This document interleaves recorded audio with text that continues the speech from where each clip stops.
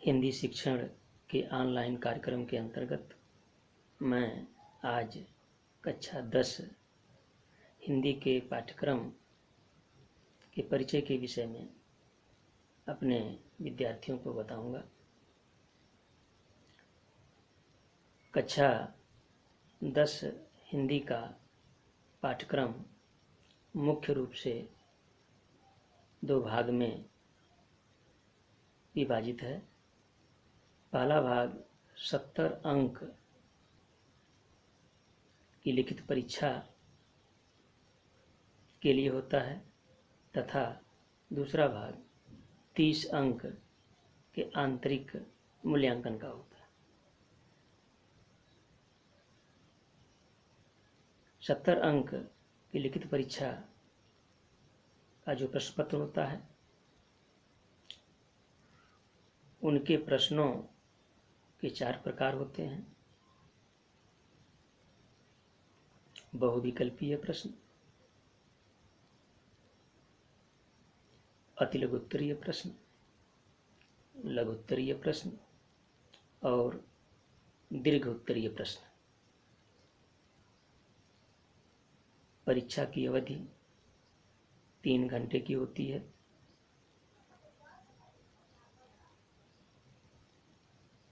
कक्षा 10 के हिंदी के पाठ्यक्रम का जो पहला भाग है वो हिंदी साहित्य के विकास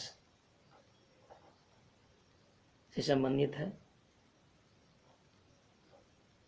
जिसमें हिंदी गद्य के विकास का संक्षिप्त परिचय से संबंधित प्रश्नों का उत्तर देना पड़ता है, जिसके लिए 5 अंक निर्धारित हैं। इसके अंतर्गत शुक्ल युग एवं शुक्लोत्तर युग की विशेषताओं से संबंधित प्रश्न,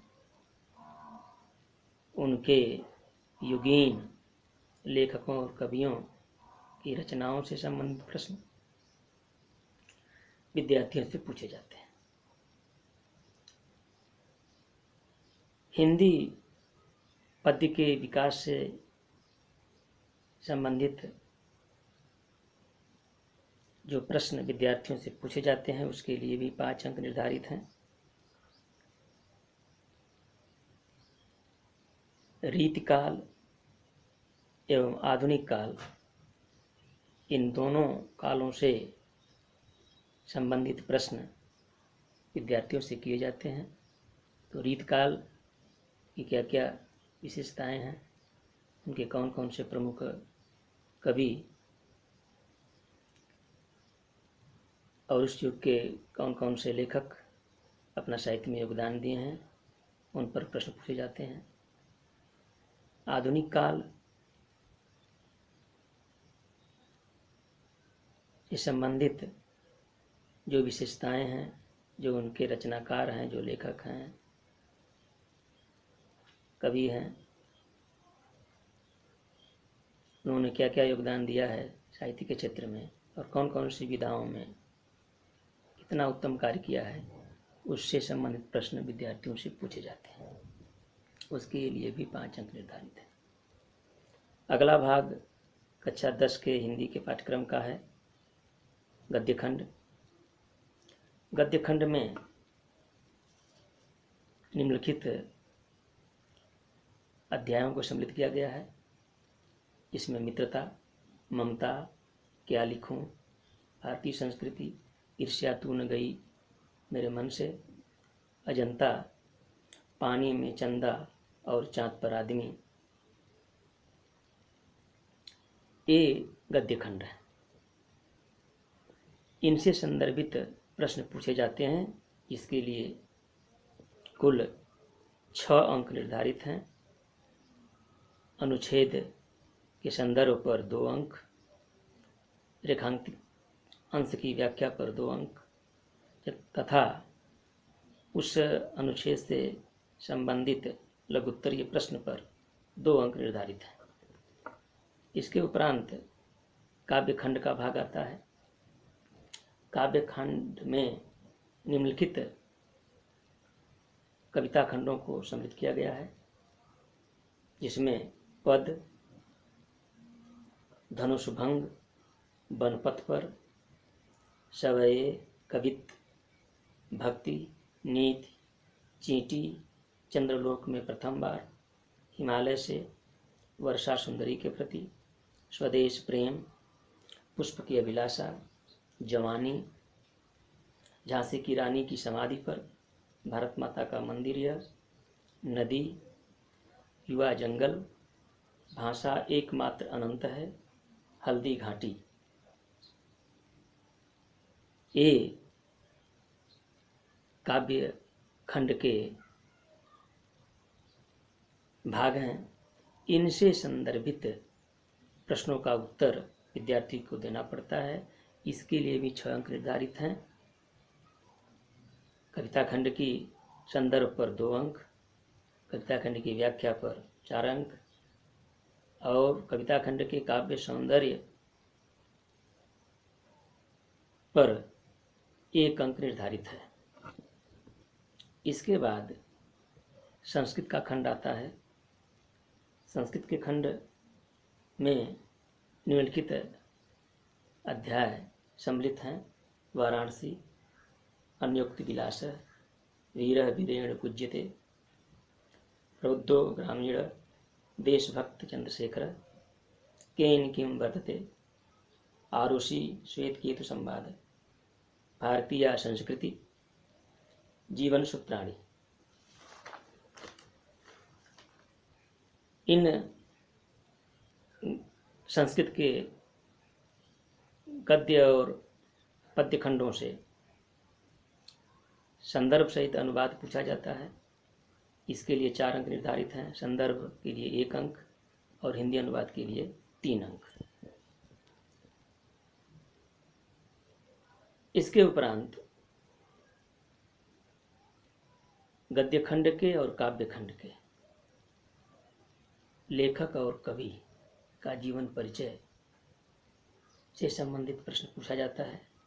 इसके लिए 6 अंक निर्धारित हैं। 3 अंक गद्य के लेखक के जीवन परिचय के लिए, 3 अंक काव्य के रचयिता के जीवन परिचय के लिए। इसके बाद संस्कृत के निर्धारित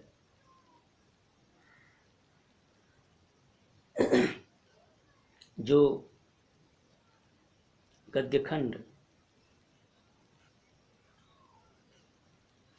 या पद्य खंड हैं, उनसे 2 लघु प्रश्न पूछे जाते हैं और उन लघु प्रश्नों के लिए 2 अंक निर्धारित हैं तथा एक संस्कृत का श्लोक लिखने के लिए कहा जाता है, जो विद्यार्थी कंठस्थ करके रखता है, उसको लिखना होता है, जिसके लिए 2 अंक निर्धारित हैं। इसके उपरांत काव्य सौंदर्य के तत्व पर अंक निर्धारित है, जो कक्षा 10 के हिंदी के पाठ्यक्रम में सम्मिलित है। 6 अंक का निर्धारण किया गया है। इसमें रस पर 2 अंक,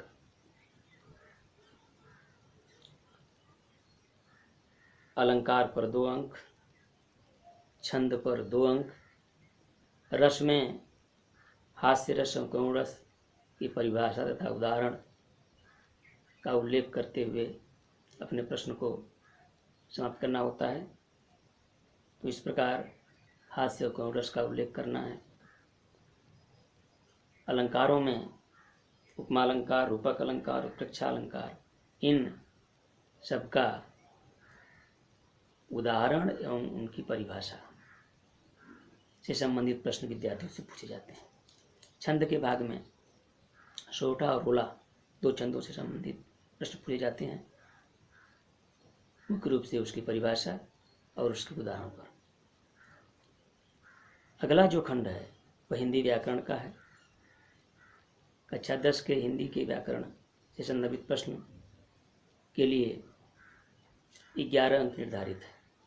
इसमें उपसर्ग पर 3 अंक, उपसर्गों में औपसर्ग, अनुपसर्ग, अधि उपसर्ग, अप उपसर्ग, अनुपसर्ग, उप उपसर्ग, सह उपसर्ग, निर उपसर्ग, अभि उपसर्ग, परि उपसर्ग, सु उपसर्ग। इसके बाद प्रत्यय पर 2 अंक निर्धारित है, जिसमें आई प्रत्यय, त्व प्रत्यय, ता प्रत्यय, पन प्रत्यय, वा प्रत्यय, हट प्रत्यय, वट प्रत्यय आपके पाठ्यक्रम में सम्मिलित है। समास के भाग में द्वंद्व समास, द्विगु समास, कर्मधारय समास और बहुव्रीहि समास से संबंधित प्रश्न पूछे जाते हैं।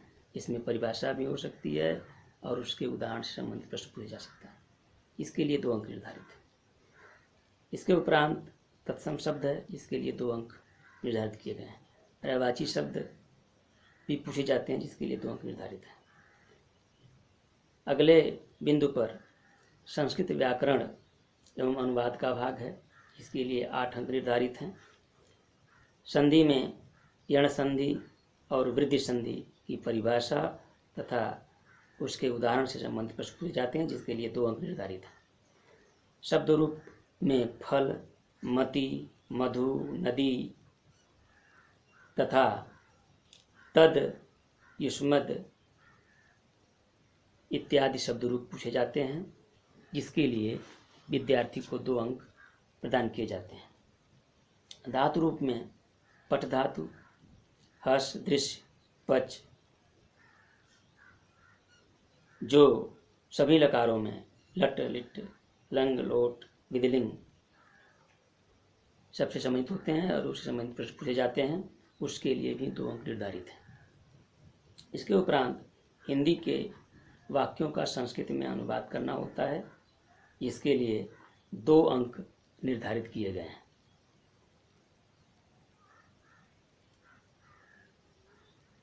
अगला भाग निबंध रचना का होता है, इसके लिए 6 अंक निर्धारित हैं।